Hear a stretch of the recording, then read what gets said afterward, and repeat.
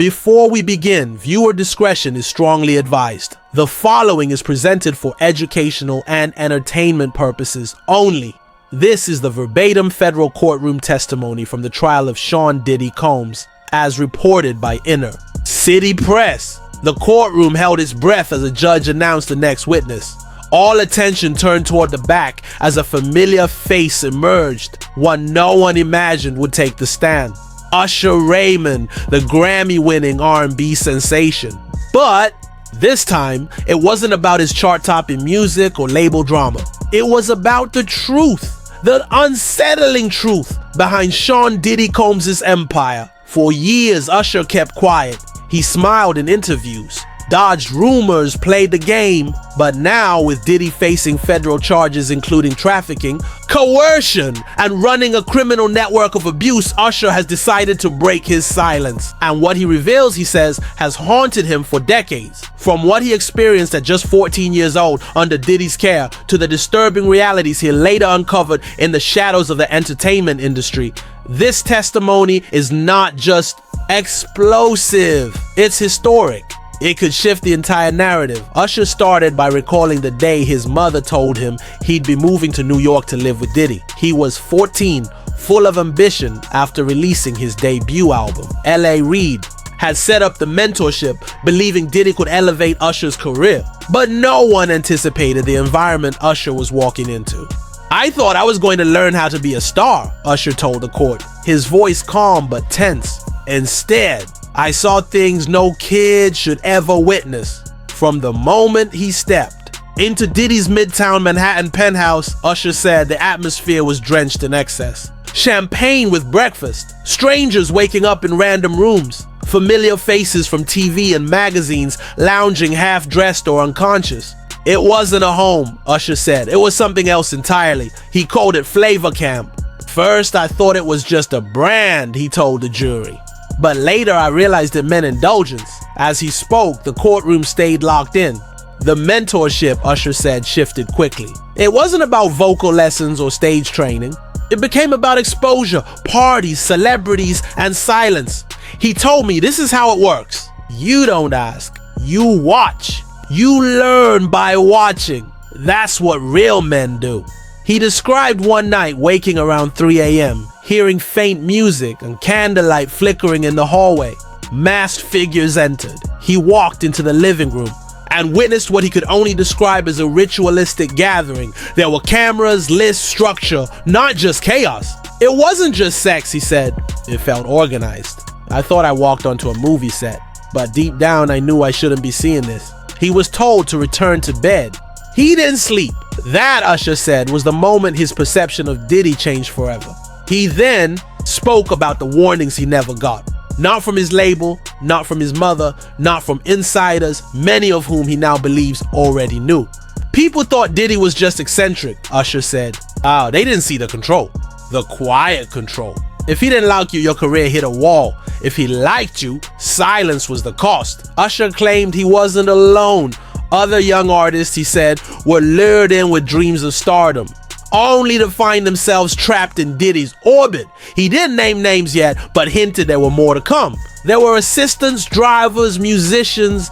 Everyone acted like it was normal. But we all knew, deep down, the adults failed us.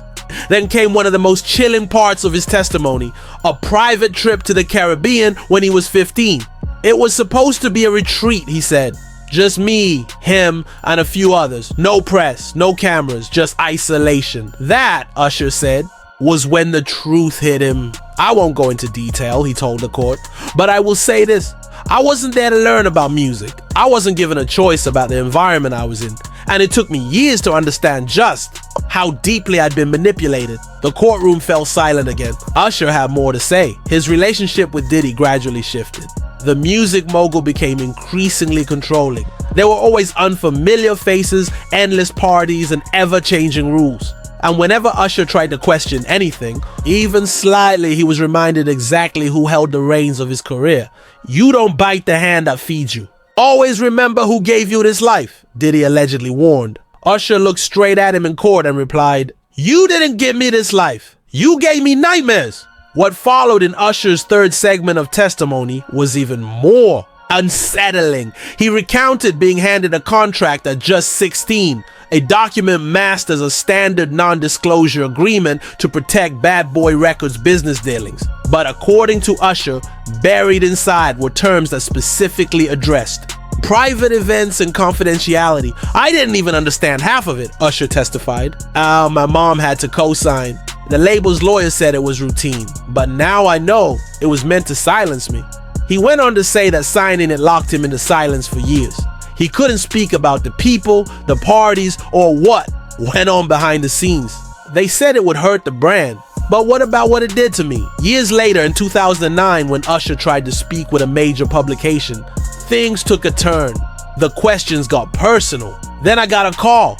Bad Boy's old legal team, they reminded me of the NDA. They warned him, "We hope you're not planning to damage your image." Usher said he canceled the interview, but it wasn't just legal pressure. There was subtle threats too, coming from people still connected to Diddy's inner circle. You think you've left that world, but that world doesn't leave you. If you cross a line, it's not just your career that's at risk, it's your safety. Gasps echoed through the courtroom when Usher presented a physical copy of that NDA. The judge admitted it into evidence. Clauses about audiovisual, material, and unauthorized reproduction now seemed far more ominous, especially in light of the alleged video archives linked to Diddy. That document made me question my own reality, Usher said, his voice breaking. Like what I saw and felt wasn't even real, because I wasn't allowed to talk about it. He then recalled a lesser-known night from 1996, a party in Atlanta when he was 17. Usher described a mansion buzzing with celebrities, models, and unfamiliar men who didn't seem tied to the music scene. It was opulent, marble floors, security everywhere, music all night. But it wasn't the luxury that stuck with me, it was the room. Usher claimed Diddy nodded to a security guard who unlocked the door in the back. "You're not ready for that yet," Diddy grinned. Curious, Usher peeked in anyway. There were masks, that's all I'll say. I didn't know what I was seeing. Then, he said something that visibly shook the room. I think that night changed me. I still don't know if what I saw was legal, but I know it wasn't right. Usher then showed photocopies of his personal journal, something he'd started. In 1998, as a creative outlet for lyrics, over time, it evolved into a private log of what he'd experienced during those years. One entry from March 1999 read, "Dinner with Diddy and 3 execs I didn't recognize. They kept pushing loyalty. Said, loyalty keeps you touring. Honesty sends you home." Diddy laughed. Another from October 2000. "Skip Thursday's invite. Too many secrets. Too many masks. Diddy says it's just the culture. I don't agree." The prosecutor asked, "Did you ever share these notes with anyone?" Usher shook his head. "I was scared. Scared no one would believe me. Scared I'd lose it all. So why now?" "Because I've lived with this long enough," he said. "It's time the truth comes out." He leaned forward and described an encounter he claimed even his closest friends didn't know about. A 1997 trip to Miami arranged by Diddy. Usher was 18, someone who could fund Usher's first world tour and help elevate his brand. "I thought this was about business," Usher recalled.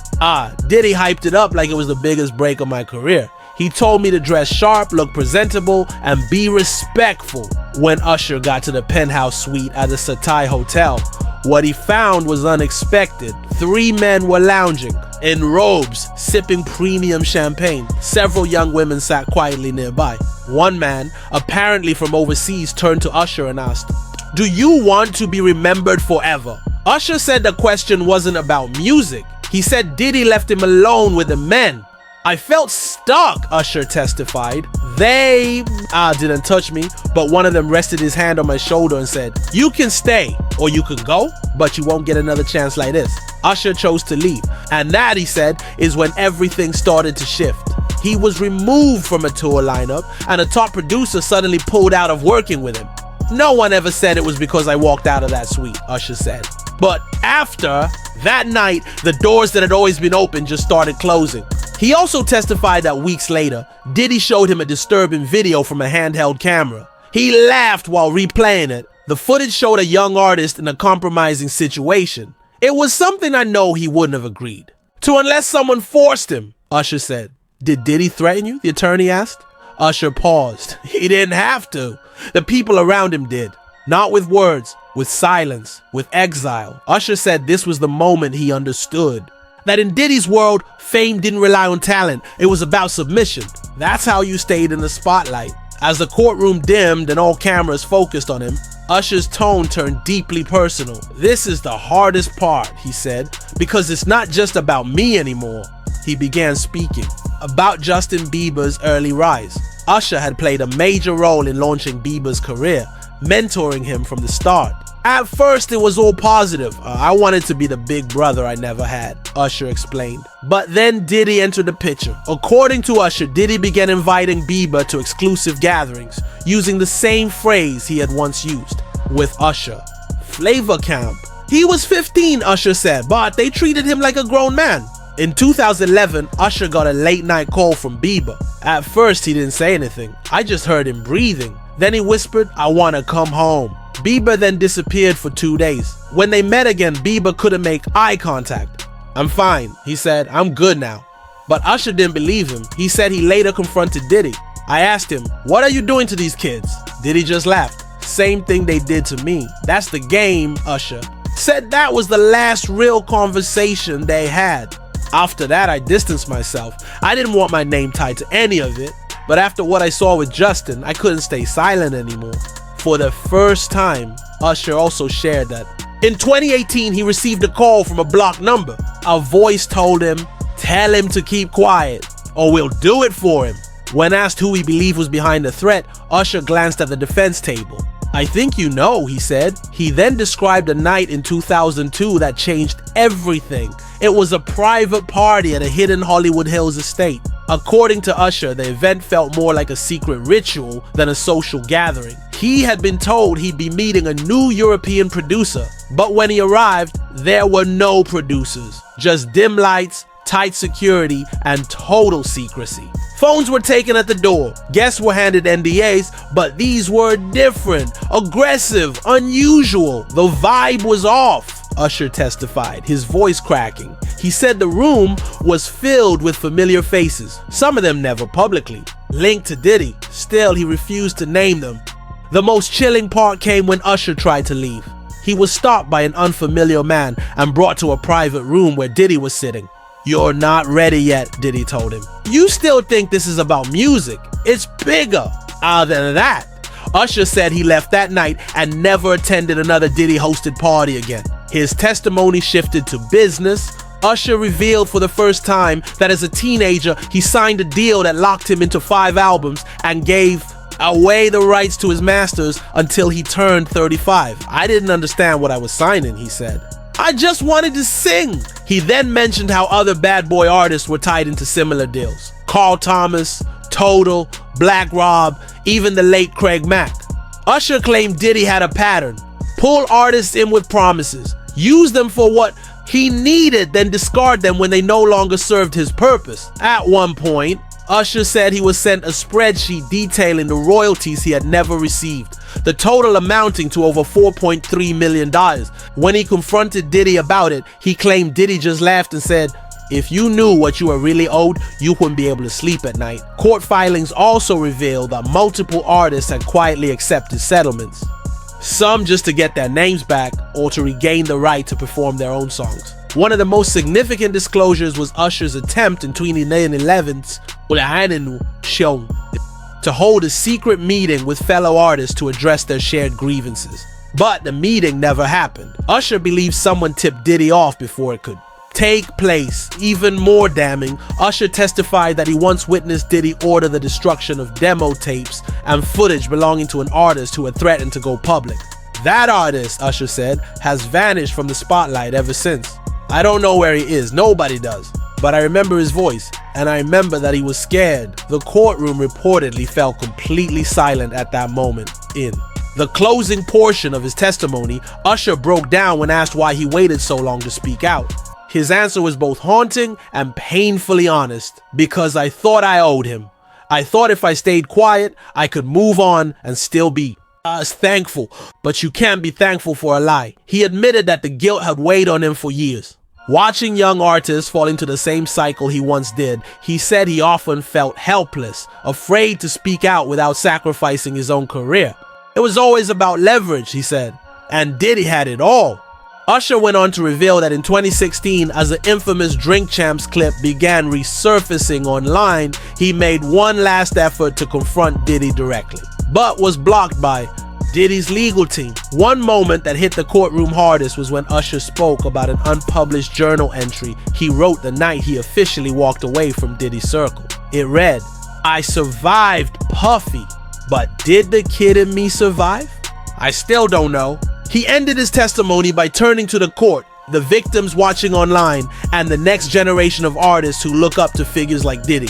This isn't just about one man, it's about a whole system, one that taught kids like me to stay quiet, to stay in line, and to never bite the hand that fed us. But I'm here now, and I'm not afraid anymore. Not for me, because I've already lived through it. I'm doing this for the ones who didn't. The courtroom was silent.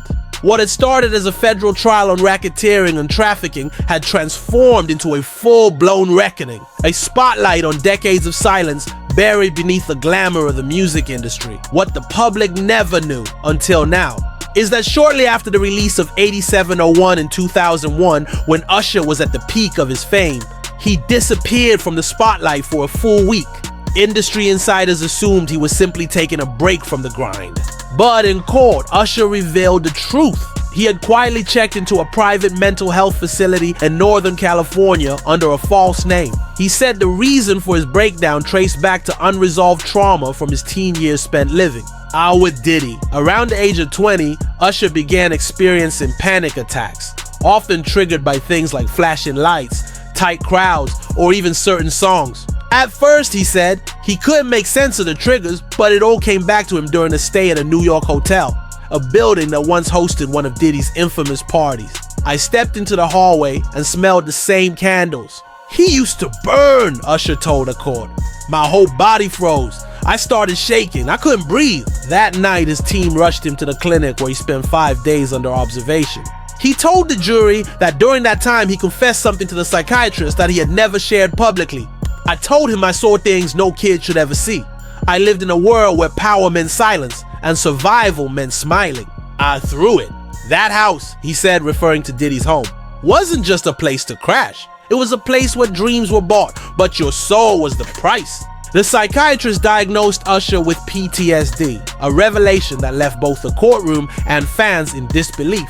Usher said it took nearly 2 years of therapy before he could sleep through the night without nightmares, though he avoided naming names. Usher hinted that other young artists who had been close to Diddy suffered similar fates. Some vanished, some broke down mentally, and a few didn't survive. "I was lucky. I had the means to get help, but others didn't. One overdosing, another tried to end his life. A third, he just disappeared." When asked why he kept it hidden for so long, Usher didn't hesitate, "Because no one would have believed me back then. In 2001, Puffy was untouchable, and I was just a kid with the voice. But now the world's finally ready to hear it." The courtroom didn't just go quiet, it froze, because the implication was clear. Behind every chart-topping hit, every award speech, every sold-out arena, there might have been a silent war raging inside a young artist. A war Usher had just brought into the light.